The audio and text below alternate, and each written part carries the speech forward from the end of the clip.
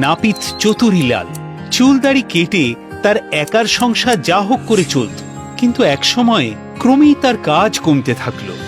দূর দূর দূর, সকাল থেকে একটা খদ্দের নেই গো। লোকে কি চুল দাড়ি কাটতে ভুলে গেল নাকি?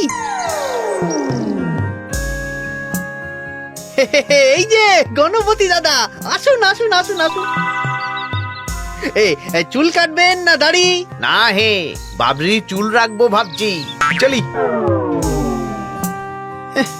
কি মুশকিল, এভাবে চললে তো পেট চালানোই দায় হয়ে যাবে। ধুর ধুর ধুর, ঘেন্না ধরে গেল জীবনে। এভাবে চলতে চলতে একদিন হতাশ হয়ে চতুরীলাল তার কুঁড়ে ঘর ছেড়ে বেরিয়ে পড়ে পথে। রোজগার করতে না পারলে এবার সব ছেড়ে দিয়ে সন্ন্যাস নিতে হবে। চুল দাড়ি নখ কাটবে গো। এই যে বাছা, আমার চুলটা একটু ছোট ছোট করে কেটে দাও তো। ওই তো একজন ডেকেছে। আসেন আসেন আসেন।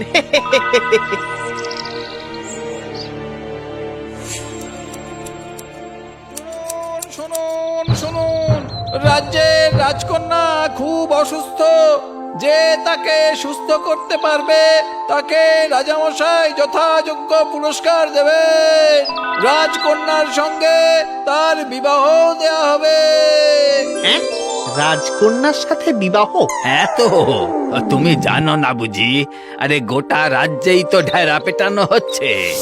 না, আসলে আমি তো ভিন গাঁয়ের, তাই। আচ্ছা, ব্যাপারটা কি? রাজকন্যা তো ভীষণ অসুস্থ, কিছুতেই কিছু হচ্ছে না। তাই তো আমাদের রাজামশাই খুব চিন্তিত। আহাহাহা, আমি যদি বৈদ্য বা হাকিম হতাম। আচ্ছা, বলছি একবার চেষ্টা করে দেখবো নাকি দাদু? তা চেষ্টা করতে দোষ কি? তবে হ্যাঁ, সুস্থ করতে না পারলে কিন্তু রাজামশাই গর্দান নেবে। তা কোন দিকে রাজবাড়ি? ওই যে সামনের ভাতুড়ির জঙ্গল পেরিয়ে ওই পারে গেলে বেশ খানিকটা হাঁটতে হবে, তবে দেখতে পাবে। কই দেখি দেখি, তোমার আয়নাখানা দেখাও দেখি এখন।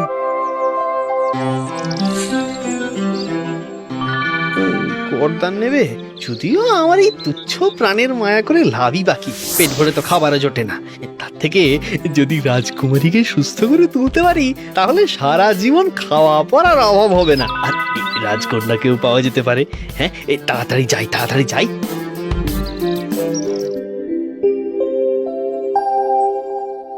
ওদিকে রাজকুমারী সারাদিন নিজের ঘরে শুয়ে থাকে, কোনো খাবারই সে মুখে দেয় না। মা বসুন্ধরা, তোমার জন্য ফল এনেছি। আমাকে বিরক্ত করো না তো, চলে যাও তোমরা, যাও বলছি। যাও তো এখন।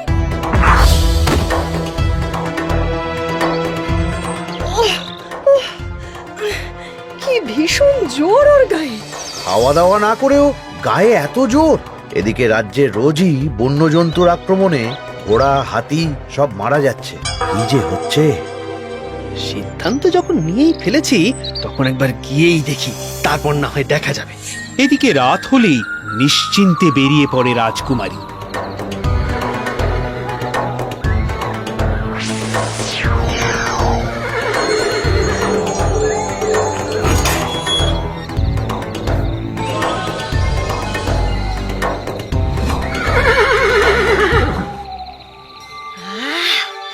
খাবো খাবো, কাঁচা চিবিয়ে খাবো, কেউ বুঝতেই পারবে না। মায়া মায়া।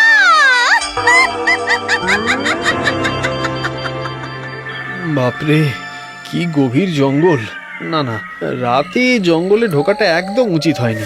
নে চতুরীলাল, এবার তোর ইহজন্ম এখানেই শেষ। মনে হচ্ছে বাঘের পেটেই যাবি। হ্যাঁ, এই কে কাঁদে? এ তো কোনো মেয়ের গলা বলে মনে হচ্ছে।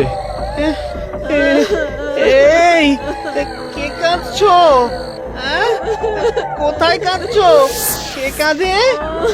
কে? ওইটা একটা বাড়ি।